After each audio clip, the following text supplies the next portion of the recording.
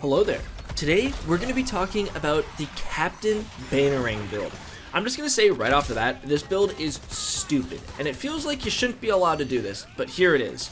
For anyone who mains Captain Boomerang, there's probably an unexplainable urge to moonlight as a pinball machine deep down within your psyche.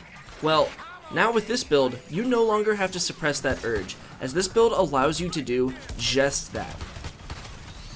As you can see, it can handle mastery level 57 comfortably, but I wouldn't recommend pushing it into the 60s because even though it is possible, it will take a while. 57 and below is a very comfortable range for this build, and I say comfortable because there is very little risk involved since it revolves around traversal attacks, and you can't take damage during those. We also have some insurance worked in for those who do want to push into the 60s with this build though. Stick around because with a few slight changes, you can get more damage out of it, but it won't be as simple as spamming your traversal attack. You're going to have to get a bit more hands-on by using your weapons, but we can work with that. I will also mention that this build is also using tier 3 Bane gear, so keep in mind you do need to get past Finite Crisis rank 60 in order to start unlocking this gear. It shouldn't be that hard of a push, and if you want to still mimic this build on your way to 30, I'd recommend running the full tier 1 and tier 2 Bane sets and utilizing as many grenades as you can in combat. Okay, so this build has a lot of red obviously, and we're going to be running 6 Bane pieces, 3 tier 2s, 3 tier 3s. Our tier 3 items are going to be one of our firearms, our neck bomb mod, and our grenade, because my Rain of Banes have been doing more damage than the Pinaduras. Our tier 2 is also going to be a firearm, the shield, and the lucky charm. Now, the thing that's important about this is the tier 2 makes it so that you need the 3-piece bonus. Whenever you kill a crazed enemy, or an enemy you crazed kills another enemy, you trigger a stack of Bane's Wrath, and that can stack up to 15 times, giving you 750% increased damage. That 3-piece set bonus is non-negotiable. Now, I also don't think the tier 3 set bonus is negotiable. I do think you should have this if you do want to go for the build that we're going for here with the traversal attack and make the pinball machine. That being said, traversal attacks do have a kind of fall off range, and if you want to get more out of this, you could spec more into like your shotgun or SMG if you want. I prefer shotgun, and you could probably trade out a lucky charm for like Jinx's unlucky coin, something like that, and then you can move around your tier 3s with another tier 2, so you get that tier 2 set bonus. That is really important. And that's because you don't need a tier 3 set to be fully fleshed out to get another 750% increased bonus. The benefit of having the tier 3 set fully fleshed out is that your traversal attacks will craze enemies, making the craze application much easier. And on top of that, you will have your traversal attack up all the time as long as you're killing. That is not as important if you're just going for raw damage. You will get more damage out of this if you're going for Jinx's unlucky coin, but the build with the double Bane set is very comfortable and lets you clear up to high 50s without any issue whatsoever. It might take a little bit longer, but you really will have no issue staying alive because you can't take damage during your traversal attack. Now, to complement all of this Bane set, I took the Haymaker. Now, you could run Two-Face here so that you can get guaranteed grenade drops on harvests, because the grenades will do a lot of damage, especially with the seasonal modifier that gives grenades more damage in the incursions. You do not need to run the Haymaker. I run it because it's guaranteed survivability. I am harvesting left, right, and center because we are applying so much craze with this build. Again, if you do not care about applying craze as much and you feel like you're getting a lot of viability and like usability out of your grenades, feel free to swap this out for Two-Face.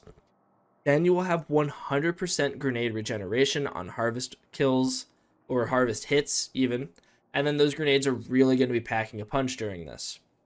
The traversal mod, we use Turtle Still Force Conduit because as long as you're moving around, you have plus 500% increased damage.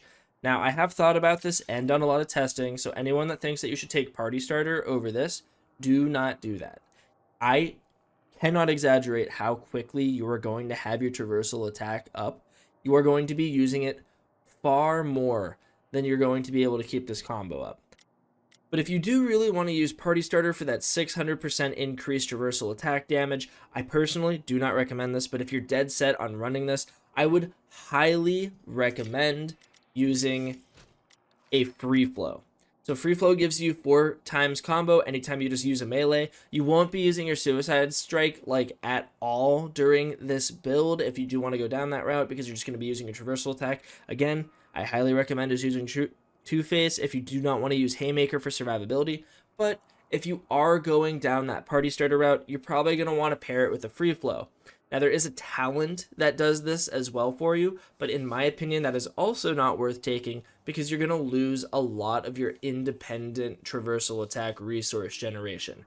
So basically, if you are not shredding everything with the Bane tier 3 set, you should not do what I'm telling you to do right now. But if you are playing at high 30s, low 40s, you will be able to get enough resource gen from your Bane set alone, so you can go down this route if you really just want to pump those numbers up through Party Starter and Free Flow as well. Now let's talk about the actual modding. Now there's plenty of ways to mod this, but they all kind of revolve around crazed damage. Now obviously, you want to do as much damage to crazed enemies as you can. I always focus on critical hit stuff as well. Shotgun damage is incorporated into this too. You can full send on traversal attacks if you want. You're going to see a little bit of a hybrid here. You will get more out of it if you go full send in one or the other, but I do hybrid because the shotgun does put in work as well. That being said, we did talk earlier about how you can take this farther if you focus on your shotgun, so I would recommend kind of giving up on traversal attack damage, using it as more of a survivability tactic, and just focusing entirely on modding for shotgun damage. We do not do that here though, so I'll just quickly show you what all the mods are on all of my gear real quick. You can go ahead and slow down the video or stop it to copy. Keep in mind, you can change all of this at Toymaker, and you can choose the perk themselves, most likely ending up rolling a God roll. Now that is resource intensive. You do need to do incursions because you need this nth element or nth metal resource in order to do all this. But let's just get into the talents now. Okay, so as far as talents go, you're going to copy this for the most part. I will show you where you can make changes though. Here, a lot of people like to run boomsticks. I do not recommend boomsticks because taking that 50% increased damage after a melee hit does make a difference, and we're going to be pairing that with king hits to put them in slow motion in the air, making them easy targets for us to mow down with our shotgun. Now, earlier I showed you the Circle of Life perk for some great combo gen during your traversal attack, but honestly, that doesn't hold a candle to Speedster's Hard Knocks, because with Speedster's Hard Knocks, every crit you get generates 1% of your traversal attack resource. For those that don't know, every pellet from a shotgun can activate this, and you get guaranteed critical hits off on enemies that you knock up with your melee. That's called a juggle. Any enemies that you juggle take guaranteed critical hit damage. Having them stay in the air longer because of king hits makes it so that you can get your traversal attack off of a single enemy just by peppering them. That's what you saw in the gameplay earlier. The gameplay loop revolves around us throwing our boomerang, hitting one enemy up into the air, pelting them with bullets, and then getting your traversal attack up immediately. It is insane how fast you get your traversal attack, and that's entirely because of Speedster's Hard Knocks. You do need to be using a shotgun if you want that kind of traversal attack resource regeneration. It's also important that you use the OK Boomer skill for increased Speedster Surprise traversal attack damage. You also get some nice grenade damage as well, and grenade damages are really strong this season, as I stated earlier. You also want to be running Speedster's Ultimate Surprise, so whenever you stop time, your Speedster's Surprise does 200% increased damage. Now, like I said earlier, if you do want to take this into 60, traversal attack is going to have a bit of a fall off. It will work probably into the low 60s. It will take a while, but it will still work. That being said, the build can pump more damage out if you want to sacrifice that tier 3 Bane set, so you only have 2 pieces instead of 3, and replace the Lucky Charm with a Jinx's Unlucky Coin. Now, on top of that, you're going to want to spec out of your Speedster's Ultimate Surprise, and you're going to want to go with Ultimate Speed Force Mambo, just so you can get more firearm damage during your squad ultimate.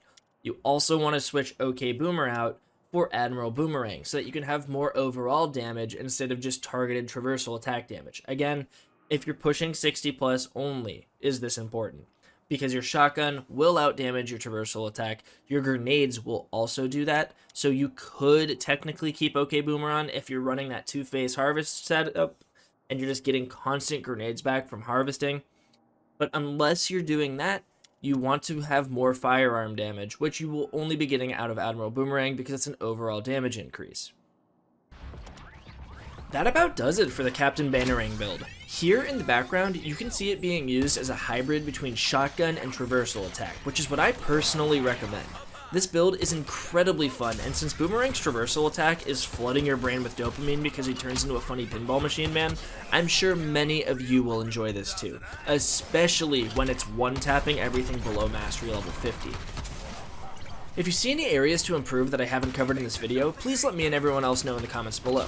Keep in mind though, this is a comfort build and it revolves around the double Bane set, so if you're going to be massively changing the build for more viability, that's not exactly the point. Try to keep it in tune with what we're setting out to do in this build.